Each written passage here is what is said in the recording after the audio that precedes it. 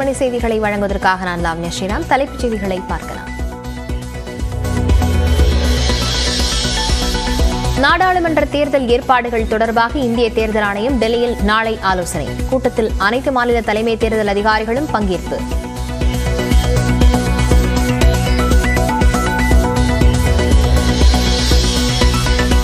சென்னை, மதுரை, திருச்சி உள்ளிட்ட நகரங்களில் அரசு போக்குவரத்து கழக தொழிற்சங்கத்தினர் போராட்டம். கோரிக்கைகள் மீது நடவடிக்கை எடுக்க கோரி பணிமனைகளை முற்றுகையிட்டவர்கள் கைது.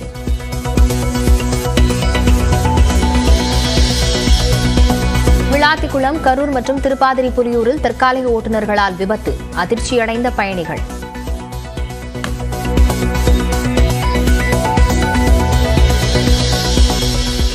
போக்குவரத்து தொழிலாளர்களின் கோரிக்கைகளை தமிழ்நாடு அரசு நிறைவேற்ற வேண்டும் என ஓ பன்னீர்செல்வம் வலியுறுத்தல். அதிமுக ஆட்சியில் ஊழியர்களுக்கு அகவிலைப்படி உள்ளிட்ட அனைத்து சலுகைகளும் வழங்கப்பட்டதாக விளக்கம். போக்குவரத்து கழகங்கள் நஷ்டத்தில் இருக்கும்போது அரசு பேருந்து வழித்தடங்களில் மினி பேருந்துகள் இயங்க எப்படி அனுமதி தரப்படுகிறது?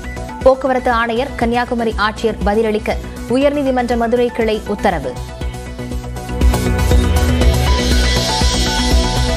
பொங்கல் பண்டிகையின் போது வேலை நிறுத்தத்தில் ஈடுபட்டு பொதுமக்களுக்கு இடையூறு செய்யலாமா? போராடும் அரசு போக்குவரத்து கழக தொழிற்சங்கங்களுக்கு உயர்நீதிமன்றம் கேள்வி.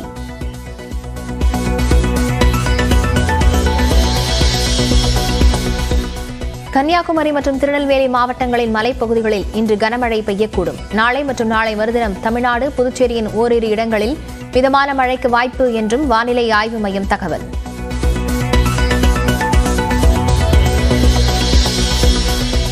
பொங்கல் பண்டிகையொட்டி குடும்ப அட்டைதாரர்களுக்கு பரிசு தொகுப்பு வழங்கும் பணி சென்னை ஆழ்வார்பேட்டையில் தொடங்கி வைத்தார் முதலமைச்சர் மு க ஸ்டாலின்.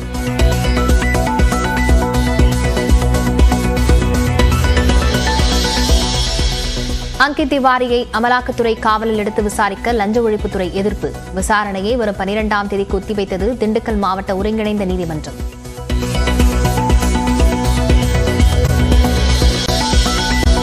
மணிப்பூரின் இம்பாலில் ராகுல் காந்தி யாத்திரையை தொடங்க மாநில அரசு அனுமதி மறுப்பு. அதே மாநிலத்தில் வேறு இடத்திலிருந்து யாத்திரை தொடங்கப்படும் என காங்கிரஸ் அறிவிப்பு.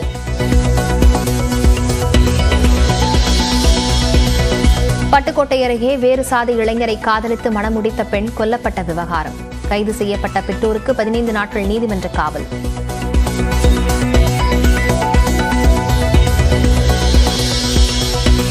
ஊதிய உயர்வு உள்ளிட்ட கோரிக்கைகளை வலியுறுத்தி என்எல்சி தொழிலாளர்கள் குடும்பத்துடன் போராட்டம். கடலூரில் ஆட்சியர் அலுவலகம் நோக்கி பேரணி.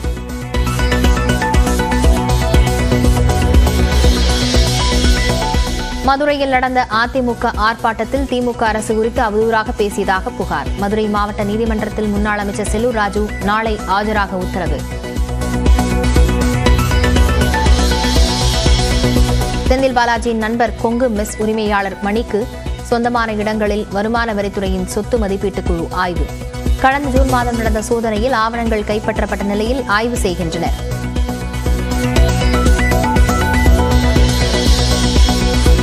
ஆயிரத்து 766 இடைநிலை ஆசிரியர் பணியிடங்களுக்கான தேர்வு ஏப்ரல் மாதம் நடைபெறும் என அறிவிப்பு. ஆசிரியர் தகுதி தேர்வு ஜூலையில் நடைபெறும் என ஆசிரியர் தேர்வு வாரியம் தகவல்.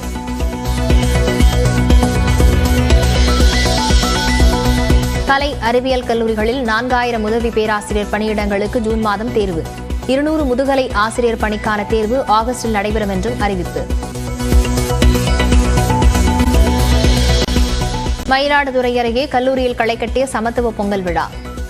சுருள், தீப்பந்தம் உள்ளிட்ட வீர விளையாட்டுகளை விளையாடி மாணவ மாணவிகள் அசத்தல்.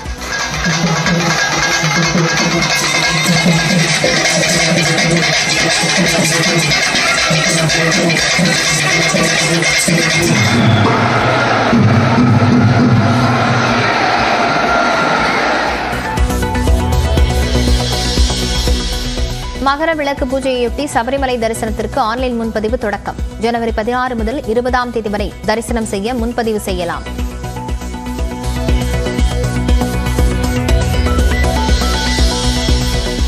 குஜராத்தில் தொடங்கிய உலக முதலீட்டாளர் மாநாட்டில் பிரதமர் நரேந்திர மோடி பங்கேற்பு. குஜராத் நிறுவனமாகவே ரிலையன்ஸ் அறியப்படும் என குழுமத்தின் தலைவர் முகேஷ் அம்பானி பேச்சு. பல்லவ நிலத்தை முற்றுகையிட்டு போராட்டத்தில் ஈடுபட முயன்ற போக்குவரத்து தொழிலாளர்களை காவல்துறையினர் கைது செய்தனர். மாநிலம் முழுவதும் போக்குவரத்து தொழிலாளர்களின் போராட்டம் 2வது நாளாக தொடர்ந்து வருகிறது. இந்நிலையில் சிஐடியு மாநில தலைவர் சவுந்தரராஜன் தலைமையில் இன்று போக்குவரத்து தொழிலாளர்கள் ஏராளமானோர் பல்லவன் இல்லம் முன்பு போராட்டத்தில் ஈடுபட்டனர். அப்போது செய்தியாளர்களிடம் பேசிய சிஐடியு மாநில தலைவர் சவுந்தரராஜன், அரசிடமிருந்து பேச்சுவார்த்தைக்கு எந்த அழைப்பும் வரவில்லை எனவும், முறையாக பயிற்சி பெறாதவர்களை வைத்து பேருந்து இயக்கப்படுவது மக்களை ஏமாற்றும் முயற்சி எனவும் தெரிவித்தார்.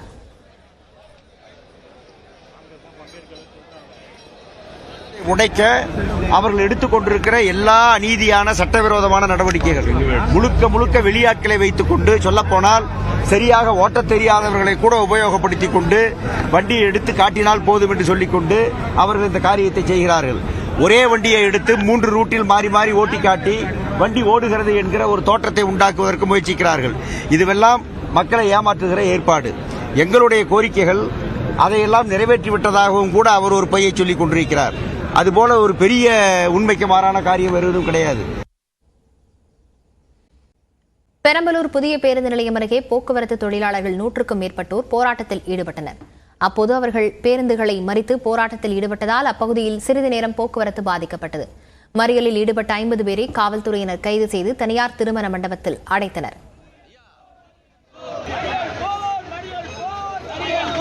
தஞ்சாவூர் பழைய பேருந்து நிலையம் முன்பு போக்குவரத்து ஊழியர்கள் 50க்கும் மேற்பட்டோர் சாலை மறியலில் ஈடுபட்டனர். சுமார் 20 நிமிடங்கள் போராட்டம் நடத்திய அவர்கள் கோரிக்கைகளை வலியுறுத்தி கோஷம் எழுப்பினர். பின்னர் அனைவரையும் காவல்துறையினர் கைது செய்தனர்.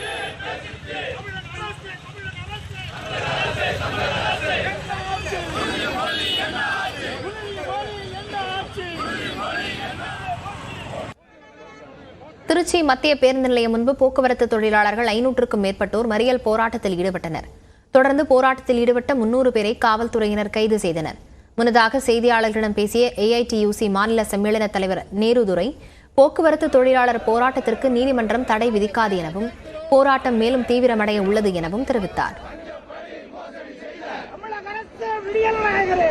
வாழ்வாதார பிரச்சனை தீர்க்கிறது தான் கேட்கிறோம். எனவே நீதிமன்றம் தொழிலாளருக்கு சாதகமாக தான் தீர்ப்பு கொடுக்குமே தவிர தொழிலாளருக்கு பாதகமாக கொடுக்க மாட்டாங்க. தொழிலாளருக்கு சாதகமாக கொடுக்கிற அந்த நீதிமன்ற தீர்ப்பை அமல்படுத்துவதற்கு நீங்க தயாரானால் நாங்கள் போக்குவரத்து தொழிலாளர்கள் வேலை நிறுத்தத்தை முடிச்சுக்கிறோம். லாரி டிரைவரை வச்சு சிஎல் டிரைவரை வச்சு ஓட்டுறாங்க. பல விபத்து நடந்துகிட்டு இருக்கு. எங்களை வயிற்றுச்சலா இருக்கு. ஒரு சின்ன பஸ்ல கீரல் விழுந்தா கூட அத்தனை தொழிலாளி பொறுப்பாக பதில் சொல்ல வேண்டிய காலத்தில் இவ்வளவு பேருந்துகளை இயக்கி பொதுமக்கள் மத்தியில் விபத்து ஏற்படுத்தக்கூடிய சூழ்நிலை தமிழக அரசு ஏற்படுத்திட்டு இருக்கு. விமர்சிக்க தகுதியில்லை என மனிதநேய மக்கள் கட்சி தலைவர் ஜவாஹிருல்லா விமர்சித்துள்ளார். வணக்கம் தமிழ்நாடு நிகழ்ச்சிக்கு அவர் அளித்த பேட்டியை பார்க்கலாம். எடப்பாடி பழனிசாமி அவர்களுக்கு அப்படியான ஒரு கருத்தை திராவிட முன்னேற்ற கழகத்தின் ஆட்சியின் மீது சொல்வதற்கு எந்த விதமான அருகதையும் கிடையாது. என்ன காரணம் என்றால், அவருடைய ஆட்சி, அதிமுகவினுடைய ஆட்சியில 10 ஆண்டுகளாக நாங்கள் பல்வேறு கோரிக்கைகளை சிறுபான்மை சமூகத்தின் சார்பாக வைக்கப்பட்டது.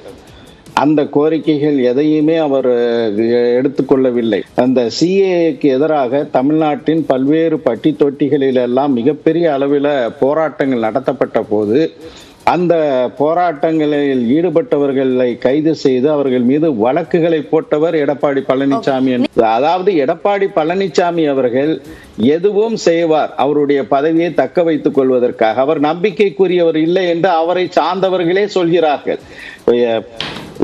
ஓபிஎஸ் தான் இதற்கு எதிராக இருந்தார் என்று சொல்கிறார். ஓபிஎஸ் தான் அந்த சிஏ இதுக்கு எதிராக இருந்தார் என்று சொல்கிறார். அதே ஓபிஎஸ் கலத்தி விட்டாரு. அப்ப அந்த அளவுக்கு மனத்தின்மை இல்லையா? மனத்தின்மை இல்லாமல் மற்றவர்களுக்கு அடிமையாக நான் இருக்கின்றேன் என்பதனுடைய மைண்ட் வாய்ஸாக தான் எடப்பாடி பழனிசாமி அவர்களுடைய உரைகள் அமைந்திருக்கின்றன.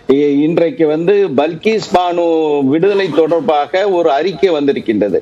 திராவிட முன்னேற்ற கழகத்தினுடைய தலைவர் தளபதி மு.க. ஸ்டாலின் அவர்களும் அறிக்கை வெளியிட்டிருக்கிறார். அதே மாதிரி எடப்பாடி பழனிசாமியும் அறிக்கை வெளியிட்டிருக்கிறார். 2 அறிக்கையும் ஒப்பிட்டு பாருங்கள். திரு ஸ்டாலின் அவர்களுடைய அறிக்கையில மிக தீவிரமாக பாஜகவை சாடி இருக்கிறார். பாஜகவினுடைய நிலைப்பாடுதான் இது அநீதிக்கு காரணம் என்று சொல்லி இருக்கிறார். ஆனால் வெறுமனே எடப்பாடி பழனிசாமியுடைய அறிக்கையில அந்த தீர்ப்பை வரவேற்று அதோடு நின்று விடுகிறார். எங்கே விமர்சனம்? அவங்க அதிமுகவினுடைய மாநாடு நடத்தினாங்க. அதுல நடத்தின நிறைவேற்றப்பட்ட தீர்மானத்துல பாஜகவை விமர்சித்து ஏதாவது ஒரு தீர்மானத்தை நிறைவேற்றி இருக்கிறார்களா? ஏன் எதிர்வினை செய்யல? அதனாலதான் சொல்றோம், ஒரு கள்ள கூட்டணி இருக்கின்றது.